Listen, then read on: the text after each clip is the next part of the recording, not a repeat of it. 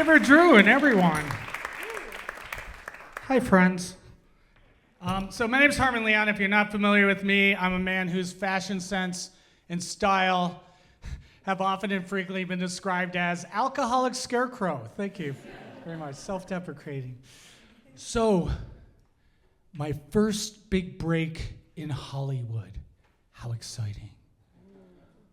I'm hired to co-star on a reality TV show with an internationally known celebrity. Oh my God, this is my dream come true. Except, on the first day of production, the producer takes me aside and with all non-ironic seriousness says to me, "You know, Harmon, we really can't mention the murders." Okay, I say with earnest enthusiasm, no mention of murders.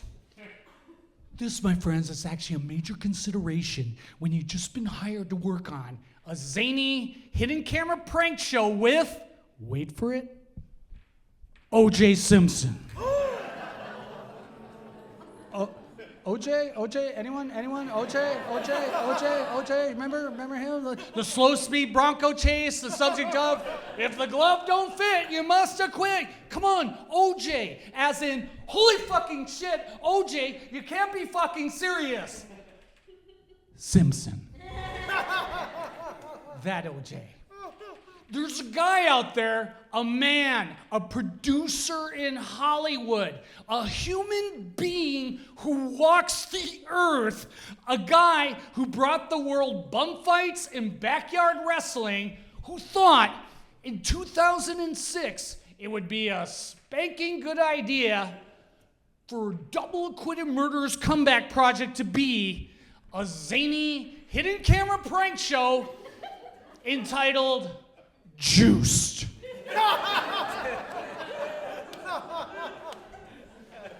As in, a prank is pulled, O.J. Simpson pops out and goes, "You've been juiced."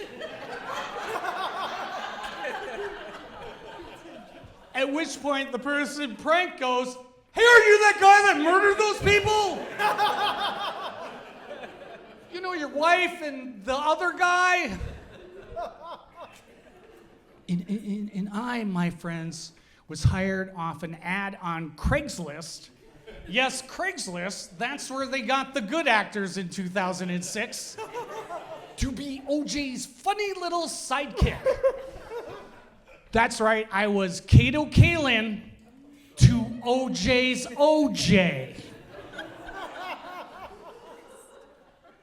Now, to give me some credit, all through the 2-week straight-to-DVD production of Juice, yes, straight-to-DVD, that's where they put the good stuff in 2006, OJ kept referring to me as Crazy Boy.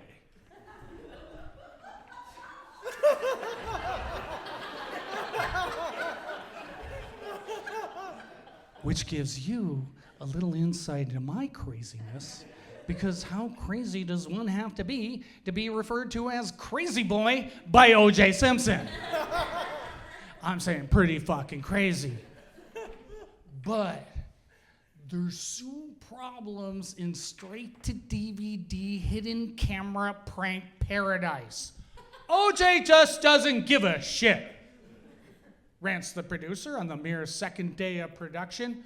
O.J. shows up late. O.J. refuses to wear the wardrobe. O.J. has a big attitude. And then the understatement of a lifetime. What the hell is the matter with O.J.?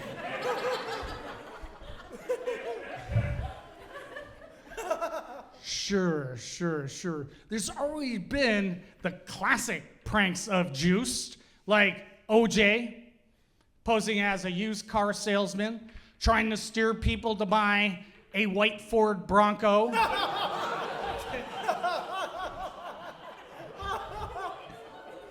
which he ad-libs and says has great escapability. He's got a sense of humor about that thing that happened. You know, the incident. But I'm getting the feeling that OJ isn't doing the straight-to-DVD hidden camera prank show juice for the love of hidden camera pranks, but strictly for the money. Who's the first Jewish guy to get a Heisman Trophy? Slurs OJ between takes, giving us, the cast and crew of Juice, the treat of OJ jokes from OJ himself. Fred Goldman, because he's got mine. OJ lets out a crude laugh at the expense of the father of his murder victim as we all uncomfortably stare at our shoes and contemplate career choices. The producer, the man who brought the world bum fights and backyard wrestling, has an award-winning formula to keep OJ interested in the straight-to-DVD production of Juiced. That is, to keep OJ constantly plied with alcohol. OJ takes to the formula like an oversized hand to a bloody glove. We're soon standing in the lobby of a shitty motel off the Vegas Strip. OJ is propped in the corner wearing an Elvis Presley jumpsuit.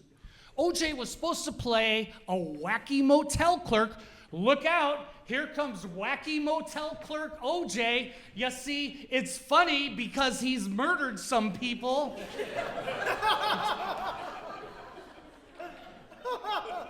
Except now OJ is completely shit-faced. I guess the idea has segued to, if you can't get OJ pulling the pranks, at least you can get OJ near some pranks while they're being pulled. Except OJ fails to grasp the whole concept behind hidden camera prank surprise. Hey, whispers OJ to a couple before I can juice them. I'm OJ. He slurs behind Elvis glasses. Hey, do you recognize me? But the most mind-numbing part about this whole straight-to-DVD hidden camera prank shit show is people, perfectly good Americans, are actually thrilled when they find out they've been juiced by OJ. Oh my God, this is the greatest thing that's ever happened to me, screams the kid who high-fives his friend and suddenly starts freestyling. Oh man, I just rapped for OJ. That's as big as it gets. Tourists swarm in off the streets, thrilled to be in the same room as the double-acquitted murderer. Mothers and daughters requesting photos. You got to remember, this is no party boy P. Diddy. This is the granddaddiest scandal of them all, OJ. Surprisingly, it gets kind of sleazy towards the end.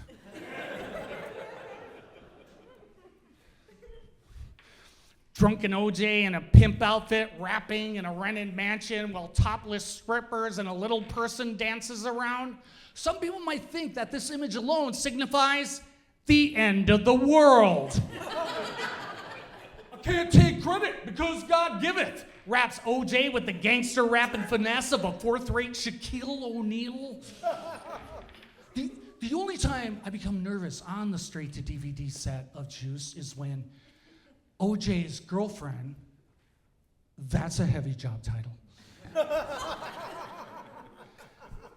starts flirting with me. I become nervous because I clearly remember what happened to the last guy in the same situation.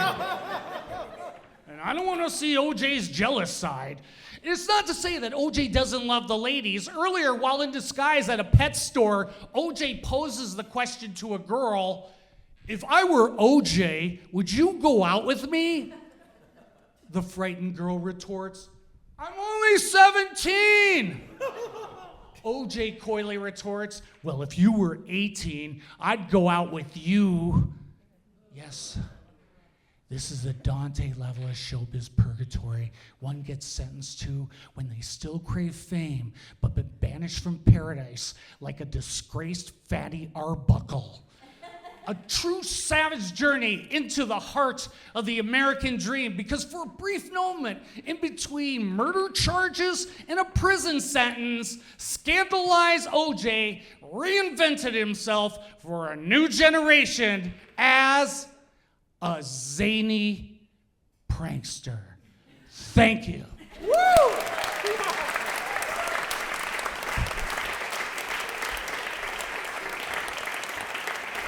Harmon Leon, everybody!